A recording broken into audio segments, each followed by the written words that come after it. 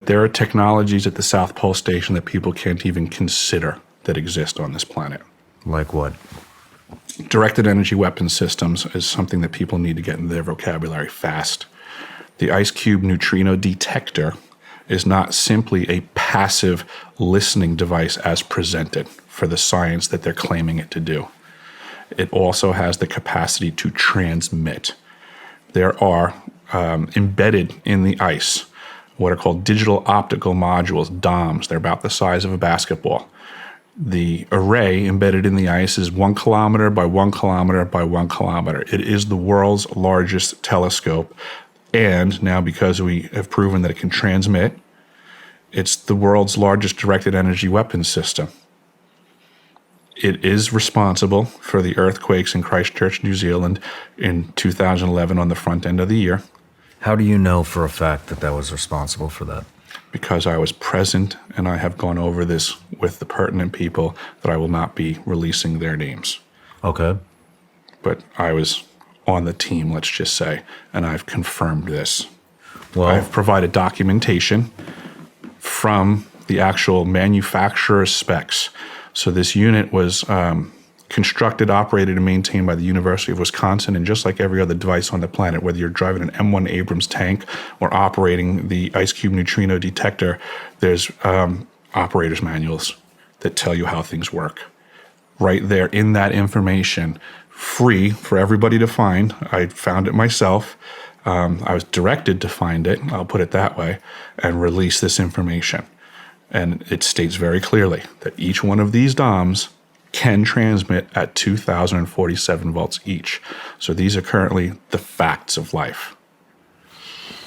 how do you know? I mean, I guess what I'm asking is, how did it even come to your attention that this triggered an earthquake? If you're at the South Pole and New Zealand had an earthquake, I mean, how did you know it came from the South Pole? Without divulging names, Without divulging names.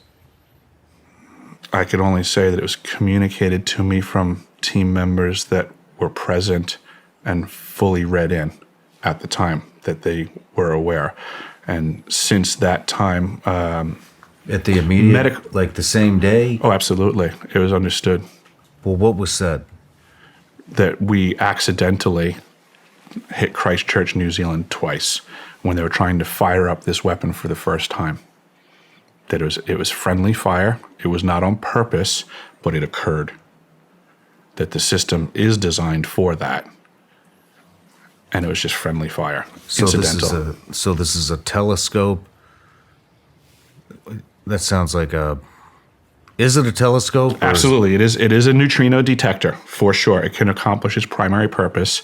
It can also transmit and then provide a multifaceted platform for directed energy weapons systems. Do you have any idea how the earthquake was initiated? From misfiring the system. Where were they targeting? Yes. I don't know. Does it go into the earth? Does it go into the atmosphere? It can definitely go through the earth. I would consider that it might be able to do stuff in the atmosphere. I haven't heard that statement laid at its feet, but I wouldn't put it past it. I don't want to try to limit the functions of this device by my imagination or experience. I believe that's one of the problems with directed energy weapons is they are not like standard weapons of old where you have a gun and a particular caliber bullet, you pull the trigger and it does one thing. These platforms are way more complex than that. They do a lot of things. What else do they do? Excuse me. This system, additionally, in regards to the neutrinos, it detects the neutrinos that are apparently coming off of the new exotic propulsion systems for either off-world UFOs or reverse-engineered stuff on our planet. What is neutrino? Neutrino is a near massless particle that goes at, close, or beyond the speed of light. It is so small that it can pass between the electron shell and the nucleus of pretty much every atom on the planet. In the capacity of being detected at the South Pole Station, when the neutrino impacts the nucleus of the water molecule of the ice in the glaciers at the pole, a reaction occurs. The nucleus and the neutrino become destroyed. A muon is created and ejected, and a blue flash of light known as Cherenkov radiation flashes in the ice, and that's what the DOMs, the digital optical modules, are detecting. That's their primary purpose as presented. Now, whether that neutrino comes from toxic toxic chemicals, space, or a exotic propelled engine off of vehicles that aren't being discussed contemporarily, it detects it, thus making it basically an air traffic control center for all non-discussed vehicles on this planet. So just like we have all the other air traffic on the planet and it's being completely observed and attended to, there's just another level of craft on this planet and another level of air traffic control tower that exists. This is that facility. Back to tracking neutrinos. What is that? Why are they tracking those? Oh, for the purposes of science, they're claiming that there's a lot to be ascertained by understanding the difference between low power and high power neutrino ejections from cosmic occurrences. It's about that vague. This is what they spend our tax dollars on. Let's talk about what else do they do? The device is also for faster than light communications, quantum entangled communications at great distance. In, I guess it was the late 80s or early 90s, Gary McKinnon hacked NASA. And he found the list of the off-world space fleet and the captains of the ships respectively. We have a fleet out there. If we have a fleet out there, we need to communicate with them. This is that facility. Can you explain quantum entanglement communications? Yes, I don't think most people understand what I'm about to say anyway, but I will. The way quantum entanglement works is that you can take two particles, quantum entangle them, and then take those two particles and move them at any distance in the cosmos. And let's just say, for example, if you quantum entangle two electrons and you have them spinning in the same direction, and then you take one of those electrons and you shoot that thing out 100,000 light years from the original. If you then rotate the spin on the one electron, if you modify it so that its spin changes, the quantum entangled electron at any distance will simultaneously, in no time, switch its rotation also because they're quantum entangled.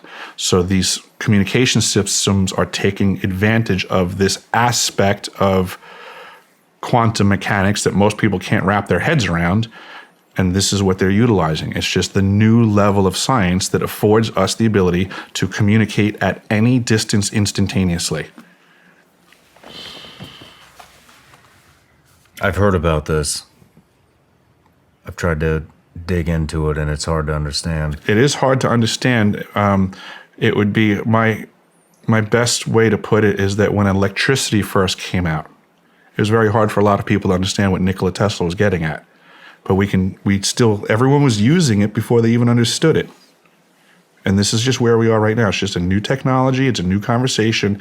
People don't have to understand it yet. They just have to realize it's real. What other kind of things can this? Oh boy. Voice to skull technology. This is also in the foray of directed energy weapons. What is that? The ability to, let's just say, throw your voice into your head or my voice into my head, or allowing algorithms that now they can blanket a whole geographical area and they can make everybody change their thoughts. They can, I use the term intrusive thoughts. Back to that fork in the road analogy. If you find yourself where you have to make a decision about something, next thing you know, you kind of having an argument in your head with your own voices. Well, the ability to add another one of your voices in there, but have it controlled by somebody else's microphone, so to say, is a very powerful tool. And I think this is a weapon of war that we are seeing happen to everyone around us. The Department of Defense recently started initiating protocols for their employees, their agents, to discuss Havana syndrome-like symptoms. And on that list is that their agents are hearing voices in their head. And this is what they're getting at. This is that technology that, next thing you know, you're trying to make a decision, but there's another Sean in your head that now is actually somebody else's control. And through the manipulation of that voice, they can now push you, just like we have, the cell phones are weaponized now, the social media platforms, and they can engage with an algorithm, and they know that they can push you in a direction by repetitive information being displayed in front of you.